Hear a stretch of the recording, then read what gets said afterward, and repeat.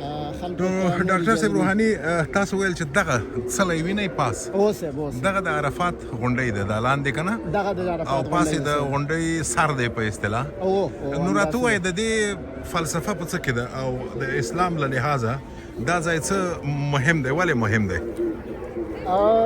د دې ځای د اهمیت خو د حج په وجه باندې دی چې د حج رکن دی او د دې ځای د راتګ نه د عرفات د راتګ نه غیر حج نه کیږي د دغه غونډۍ په نسبت بعضې روایات داسې شته دی چې آدم علیه السلام چې دنیا ته راغلی و هغه دلته راغلی و اگر چې د هغه روایاتو په قوت او ضعف کې بحث شته دی چې دا پوره قوي دی او که نه خو بهرحال دغسې روایات شته دی خو ډېر مهم شی چې دی هغه هم دا دی چې دلته حج ادا کیږي دویم دا ده چې دا هغه ځای دی چې ابراهیم علیه السلام دلته راغلی و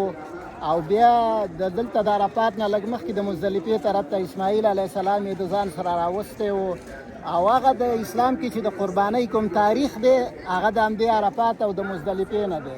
نو دا ځای د حج رکن دی نبی علیه السلام په خپل سفر کې دلته راغلی دی او دلته قیام کړی دی او دلته بیا مسجد نبیره کې مشهور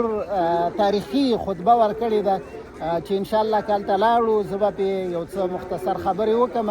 چې په هغې کې نبي علیه السلام د مختلفو حقوقو په باره کې د هغې نه مخکې سود و نبي علیه السلام اعلان وکړلو چې د نن نه وروستو سود ختم او زما د تره د عباس د سود کومه ګټه وه هغه زما د قدمونو د لاندې د هغه ختمه شوله دارنګې د وجلو د یو بل په سر باندې چې پخوا نه په هغوی کې رواج و نبی علیه السلام همدې خطبه کې اعلان وکړو چې زه د خپل قوم هغه بخښنه کومه کومه وینه چې زموږ په نورو باندې ده او د خپل ځانه شروع کوم او بیا یې په خپله خطبه کې د ښځو د حقوقو په باره کې خبرې وکړلې چې الله تعالی دوی ستاسې سره کړي دي تاسې سره دي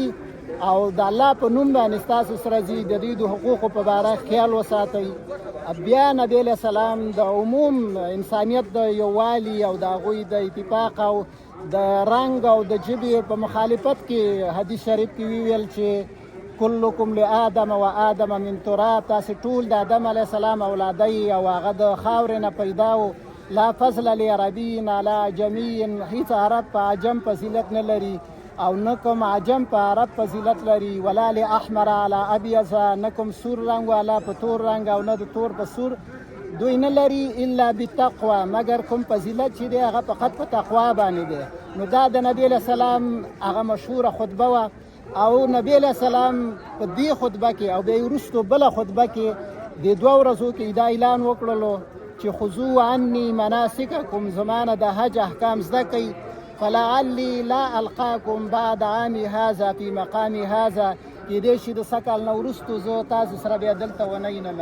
او هماغسې وه چې د عرفات نه وروستو نبي علیه السلام 3 ورځې بعد وفات شو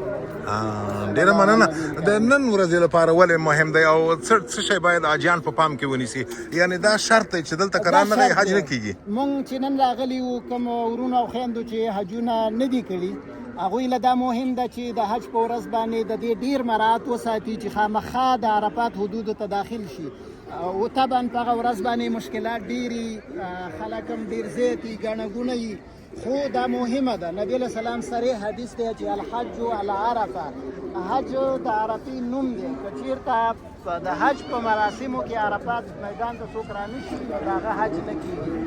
نو دا مهم ده چې د عرفې په ورځ باندې د عرفات په حدودو داخل کې سړی پاتې شي او هغه خپل دعاګانې او عبادات وکړي ډېره مننه